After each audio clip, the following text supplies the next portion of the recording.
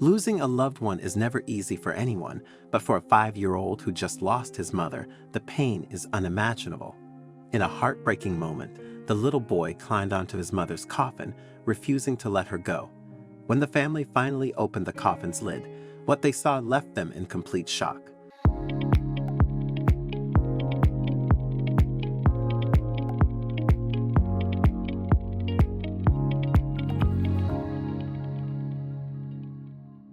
When young Cain Kean, now Vis Castro, was told that his mother had died, his first words were, "Will she still be able to sleep beside me tonight?" I know it might sound a bit strange, but for a 5-year-old, it was nearly impossible to grasp why his mom wouldn't be there anymore.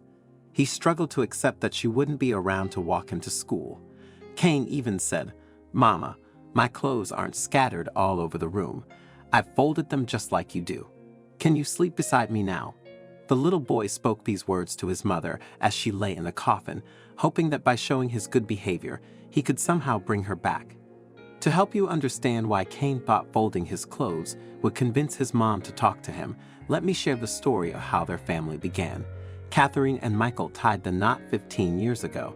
The two were high school sweethearts, and everyone knew they would end up together. Although there was an 18-month period when Catherine was adamant about wanting nothing to do with Michael, it wasn't because she stopped loving him. Quite the contrary. Catherine often mentioned that she was afraid she loved Michael too much, but their 18-month breakup happened because Michael hurt her. 15 years ago, Michael made what he describes as the biggest mistake of his life. He and Catherine attended the same college. Michael studied engineering while Catherine majored in accounting. They were at a party celebrating the end of their first year, but Catherine left early after receiving a call from her mom. She had to travel to their village the next morning, and a hangover would have made that difficult. Michael offered to leave the party with her, but she said, "This night you deserve to have fun, and I don't want to take that away from you." So Michael stayed at the party with Catherine's best friend, Angela. Catherine was about to take a cab when she realized she had forgotten her phone in the restroom. She went back inside the club, and as she was leaving again, she saw something she thought was impossible: Michael and Angela kissing on the dance floor.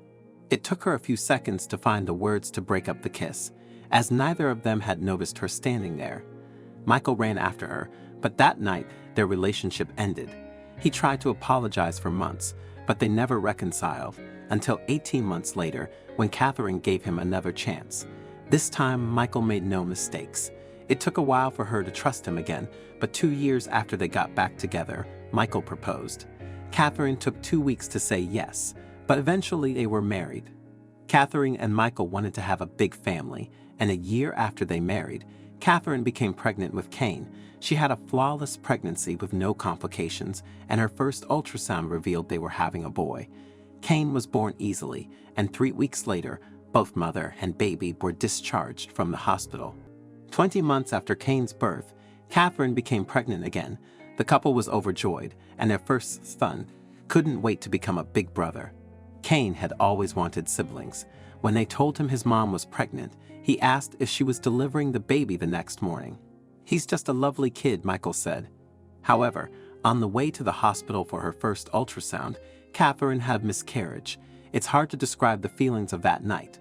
Catherine was devastated and fell into a deep depression. She couldn't focus on anything, and no matter how many times Michael told her it wasn't her fault, she blamed herself. "Because I never wanted to see her in that dark place again, so I told her I didn't want another child anymore. But if you know Catherine, you know she doesn't give up, so it took her a while, but after she recovered, she wanted us to try again," Michael said. Eventually, Catherine became pregnant again.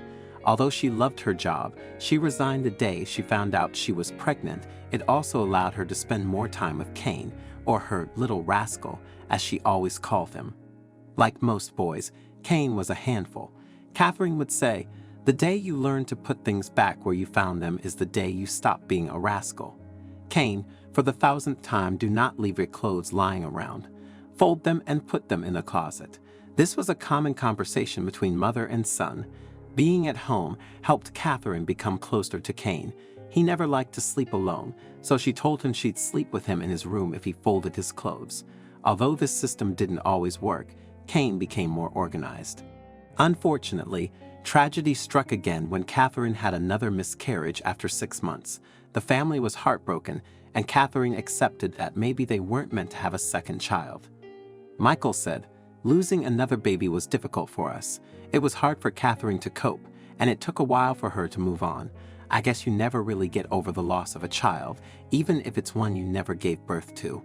Catherine focused on getting her career back on track, but just before her first interview, she discovered she was pregnant again. This time, she wasn't as excited as before and scheduled frequent doctor appointments to avoid another tragedy. Her ultrasound revealed she was carrying another boy, and he was in good health. Catherine went into labor 2 days before her due date. Michael rushed her to the local hospital in San Jose, Mindoro Occidental. She had difficulties during delivery and spent several hours in labor, but eventually gave birth to their second son, Cyril Kaiser. It was wonderful news, and the family was overjoyed.